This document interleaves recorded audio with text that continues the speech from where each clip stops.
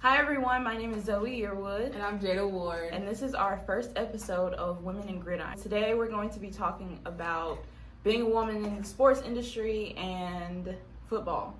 So we're going to start off with the Southern and McNeese game review from last night. Yeah, so McNeese really got things started quickly with an opening game kickoff return for 100 yards by Mason Pierce out of Texas. And it quickly made it 7-0 McNeese, like within the first few seconds of the game. Yeah, absolutely. And Southern came out offensively strong in the first half, and they really had the momentum going. Mm-hmm. But McNeese's defense, honestly, was, they were just there. Yeah. Like, they deflected a lot of passes, and they were really good at defending the offensive players. Mm-hmm. And they really picked up momentum, and they kept it going throughout the whole game. Cody Orgeron got messed up a little bit in the game. He took a big hit. Yeah, and had to get taken out. Southern opens up their swag play next Sunday, September 26th against Mississippi Valley, and McNeese next plays at Infinite Word next weekend. So just be on the lookout for those games. So with you being from Georgia, a Georgia girl, just talk about how do you feel about Louisiana's football atmosphere from the high school games up to the Southern game. Like, how do you think it's different? Do you like it better? Or just how do you feel about Louisiana's football atmosphere? Oh, so you're trying to put me on the spot and yes. choose between Louisiana and Georgia. Yes. I will say it is different from Georgia football. It's not much different because football is football, you know? In high school, I've really enjoyed the game so far, and just being in a different scene and getting to know the star players and, players who are also flying under the radar and getting to know everyone and network with a bunch of people, meeting new coaches and different things like that. I think it's really cool. I feel like in Georgia, I kind of had a safety net because it's almost like I knew not everyone there, but someone who knows someone, even at a different school. But now I feel like I've really stepped out of my comfort zone in networking, and I enjoy it, honestly. I'm not going to pick, though. Okay, so what would you say has been your favorite game you've been to so far? St. James and LB Landry. It was really interesting. I felt like they definitely kept everyone engaged the whole time because they were just responding to each other so quickly. So I really liked that. And then college, so last night was my first Southern game or HBCU game as well. Yeah. So just having that whole experience was awesome, and hearing the band play and seeing them in person and all the energy in the stadium, it was great. So are there any teams you're looking forward to going to cover, or college or high school? Anybody you're looking forward to watching in person? In person, probably McNeese again. They definitely surprised me last night. Yeah. I don't want to say I didn't think they were going to win, but I thought Southern was going to come out on top. Mm-hmm. And McNeese definitely proved to be the more organized team last night. Yeah. So I think watching them again would be a highlight. How has your experience been so far being a woman in football? It's been good. I feel like it was kind of rough in the beginning because I don't feel like women get the recognition and the opportunities they deserve in the sport industry, period.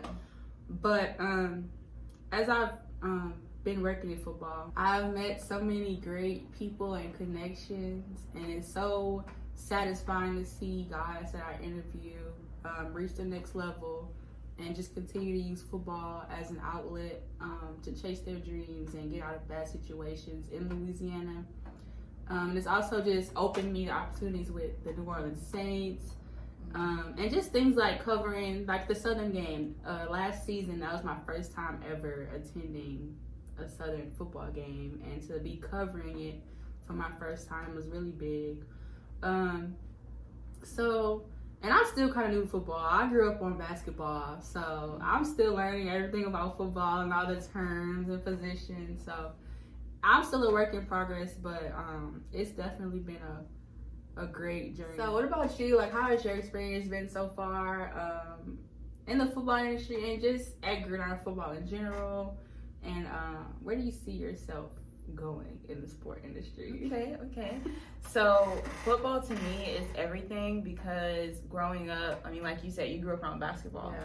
Football for me was the thing. So my granddad coached for like 53 years in New York, and my dad was a coach's son, and I grew up with two brothers who played football, and you know, every single day of the week was dedicated to football, whether it was Little League, Travel League, high school, college, and watching the pro teams as well.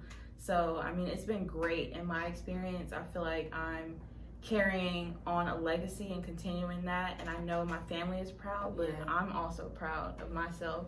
And being here at Gridiron, having the opportunity to do this, it's exciting to me because I know that I still have room to grow and meeting new people, and like you said, just watching people, you know, achieve goals day by day, even if it's long term or short term. So yeah, it's been good. I'm excited. And in the future, I see myself working as a sport agent, representing athletes. Just being able to help and guide them in the right direction is definitely what I want to be doing, and I hope that I have a lot of people give me the chance as a female to help guide them. So our game for the week is LSU versus Mississippi State. LSU is traveling to Mississippi, and we'll actually be at the game in attendance. But what are your predictions for the game? Who do you think will win? Who do you think will be standout players from each team? Well, I think LSU will win. Being an LSU student, and I have faith in my team. Yeah. And especially going off of last night's win, I mean, they did really awesome offensively. And yeah, I'm excited to see what they're going to do this week. Since we lost last season to Mississippi State in the game opener, they're going to be looking for that win to redeem themselves. And Mississippi State, coming off of a loss with the punt return trouble and all of that, they're going to be looking for a win too. And this is our first SEC game, and Mississippi State has home advantage, so it all comes down to the end. Let's look at some stats from the LSU versus Central Michigan game last night. So Max Johnson threw 5 touchdown passes and almost 400 yards. He threw the Deion Smith, Jack Besh, Keyshawn Butte, and Devontae Lee. And he's up there with Joe Burrow and Zach Mettenberger now as an LSU passer to throw 5 touchdowns in a game. Yeah, which is pretty impressive. So hopefully we can, you know, keep that momentum going into this weekend. And Deion Smith had an unbelievable touchdown. 2 touchdowns, 135 yards. Jack Besh also had 5 catches and 81 yards. Andre Anthony had a fumble recovery and scored a 33-yard touchdown. And freshman Corey Kenner was also a hot topic on Twitter today. So that was really exciting to see. On Mississippi State side, Will Rogers, the quarterback, he had 3 touchdowns and 419 passing yards last night. So it all comes down to who wants it more this weekend. And I think that both teams are definitely going to try and prove who's the better of the two. So we'll see.